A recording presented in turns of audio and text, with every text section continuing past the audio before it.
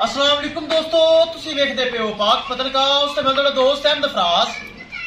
दोस्तों सब तो पहले रिक्वेस्ट है चैनल ਨੂੰ ਸਬਸਕ੍ਰਾਈਬ ਕਰ ਲਓ। ਫੇਸਬੁੱਕ ਵਾਲੇ ਬਰਾਵੀਰ ਬਹੁਤ ਅੱਛੇ पेज ਨੂੰ ਫਾਲੋ ਕਰ ਲਓ।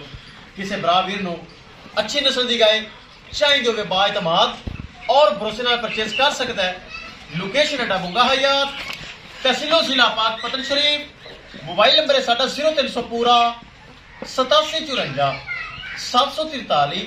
व्हाट्सएप नंबर भी यही है जी, तो लोकल नंबर भी यही है। माशाल्लाह जर्सी फ्रीज है। पिछे बच्चा तकरीबन 10 दिन पहले लगाई सी, सौदा फौरी हो गया सी। बरामद 2.5 लाख रुपए बयाना सी। पेमेंट आनी सी आज की डेट में, पेमेंट आ गई। सरफराज भाई सऊदी अरब में होता है, ऑरिजिनल पाकिस्तानी है। मुल्तान तो अगे तकरीबन 100 किलोमीटर, बड़ा सफर है। बकाया पैसे अकाउंट में आ गए। सरफराज भाई सऊदी अरब में पैसे भेज दिते हैं। आज ये पैसे क्लियर हो गए। 10 दिन मेरे को अमानत सी और अमानत खयानत नहीं हुई। अमानत मालकां दी जा रही। अल्लाह ताला मालकां दा नसीब करे। इस अलावा किसी बराबर को जानवर चाहिए तो वे रब्ता करके परचेस कर सकता है।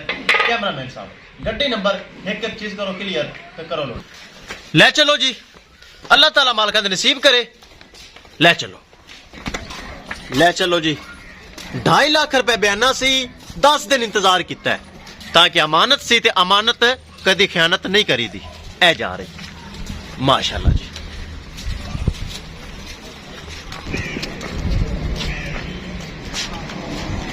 माशाल्लाह चेक कर लो।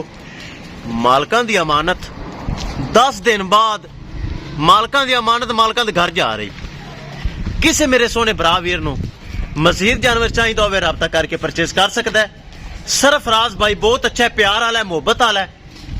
उन्हें माशाल्लाह 10 दिन पहले 2.5 लाख बयाना सेंड किया सी ते असीं इंतजार करके मालकां दी शै मालकां दे घर पहुंचा रहे हैं। ले चलो आफा जी, ले चलो बछड़ा, ले चलो,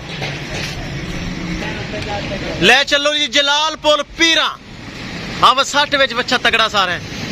जलालपुर पीरा मुल्तान तो अगे 100 किलोमीटर ए जा रही नहीं। उत्थे स्टाफ का नाम भूल गया सी। जलालपुर पीरा मुल्तान तो अगे 100 किलोमीटर। लो जी स्पीड मार के चढ़ गई। अल्लाह ताला मालका दे नसीब करे। किसी बराबर नूं जानवर चाहिए तो वे रब्ता करके परचेज कर सकता है। इंशाल्लाह दोस्तों मिलांगे एक नई वीडियो दे नाल।